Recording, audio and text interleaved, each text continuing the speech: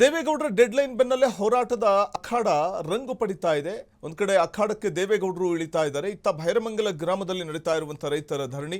So ದೇವೇಗೌಡರು ರೈತರ ಹೋರಾಟದಲ್ಲಿ ಭಾಗಿಯಾಗುವ ಸಾಧ್ಯತೆ ಇದೆ. ಯೋಜನೆ ವಿರೋಧಿಸಿ ನಿನ್ನೆ ಸುದ್ದಿಗೋಷ್ಠಿ ನಡೆಸಿದ್ರು ಎಚ್.ಡಿ. ದೇವೇಗೌಡರು. ಇತ್ತ ಭೈರಮಂಗಲ ಗ್ರಾಮದಲ್ಲಿ ನಡೀತಾ ಇರುವಂತಹ ರೈತರ ಧರಣಿಯಲ್ಲಿ ಪಾಲ್ಗೊಳ್ಳುವ ಸಾಧ್ಯತೆ ಇದೆ ದೇವೇಗೌಡರು. ಇವತ್ತು ಯೋಜನೆ ವಿರೋಧಿಸಿ ನಿನ್ನೆ ಸುದ್ದಿಗೋಷ್ಠಿಯನ್ನು ನಡೆಸಿದ್ರು ಮಾಜಿ ಪ್ರಧಾನಿ ಎಚ್.ಡಿ. ದೇವೇಗೌಡರು. ರಾಜ್ಯ ಸರ್ಕಾರಕ್ಕೆ ಅಂತಿಮ ಡೆಡ್ಲೈನ್ ಕೂಡ ಕೊಟ್ಟಿದ್ದಾರೆ. ಹೋರಾಟದಲ್ಲಿ ಒಂದು ವೇಳೆ ಎಚ್.ಡಿ. ಭಾಗಿಯಾದರೆ ರೈತರಿಗೆ ಮತ್ತಷ್ಟು ಬಲ ಬಂದಂತಾಗುತ್ತೆ. ಇನ್ನು ರೈತರ ಭೂಮಿ ಮುಟ್ಟಿದ್ರೆ ಸುಮ್ಮನಿರೋದಿಲ್ಲ ಅಂತ ಎಚ್.ಡಿ. ದೇವೇಗೌಡರು ಹೇಳಿರೋದ್ರಿಂದಾಗಿ ಈಗ ರೈತರ ಹೋರಾಟಕ್ಕೆ ಮತ್ತಷ್ಟು ಬಲ ತುಂಬಿದಂತಾಗ್ತಾ ಇರುವಂಥದ್ದು.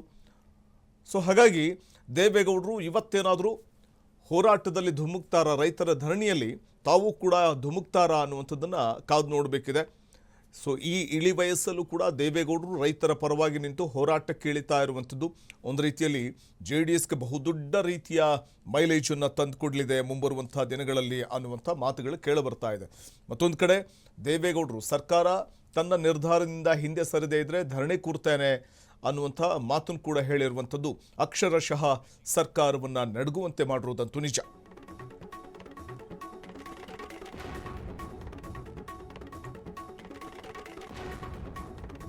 ಮತ್ತೊಂದು ಕಡೆ ತೀವ್ರ ವಿರೋಧದ ನಡುವೆ ಇವತ್ತು ಅಂತಿಮ ಅಧಿಸೂಚನೆ ನಡೆಸಲಿಕ್ಕೆ ಮುಂದಾಗಿದ್ದು 5,000 ಎಕರೆ ಭೂ ಸ್ವಾಧೀನದ ರಾದ್ಧಾಂತ. ಇದರ ನಡುವೆ 4 ಗ್ರಾಮಗಳಿಗೆ ಅಧಿಸೂಚನೆ. ಅದು ಹೊಸೂರು, ಬನ್ನಿಗಿರಿ, KG ಗೊಲ್ಲರಪಾಳ್ಯ, ಅರಳಾಳು ಸಂದ್ರ ಗ್ರಾಮಗಳು.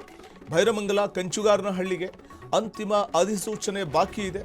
ಹೀಗಾಗಿ ಹೊಸೂರು ಗ್ರಾಮದಲ್ಲಿ ಪಟಾಕಿ ಸಿಡಿಸಿ ಸಂಭ್ರಮಾಚರಣೆ ಮಾಡಲಾಗ್ತಾ ಇರುವಂಥದ್ದು. ಇಂದು ಅಧಿಕೃತವಾಗಿ ದಾಖಲೆಯನ್ನು ಬಿಡುಗಡೆ ಮಾಡಲಿದೆ GBDA. ಯೋಜನೆ ಪರ ಭೂ ಮಾಲೀಕರು ಈ ಸಂದರ್ಭದಲ್ಲಿ ಒಂದು ಕಡೆ ಯೋಜನೆಯ ಪರವಾಗಿರುವಂಥ ಭೂ ಮಾಲೀಕರಿದ್ದಾರೆ.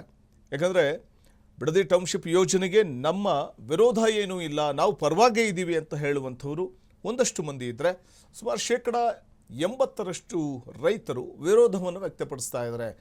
ನಮ್ಮ ಭೂಮಿಯನ್ನು ನಾವು ಕಳ್ಕೊಳ್ಳೋದಕ್ಕೆ ಇಚ್ಛೆ ಪಡುವುದಿಲ್ಲ ಅನ್ನುವಂಥದ್ದು ಅವರ ಒಂದು ಆಕ್ರೋಶದ ನುಡಿಗಳು.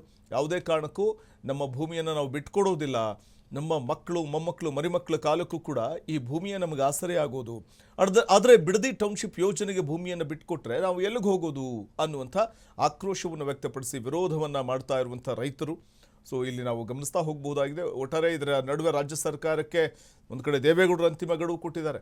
ಇದೆಲ್ಲದರ ನಡುವೆ ಅಧಿಸೂಚನೆ ಪ್ರಕ್ರಿಯೆಗೂ ಕೂಡ ಮುಂದಾಗಿರುವಂಥದ್ದು ಕಾಣಬಹುದಾಗಿದೆ.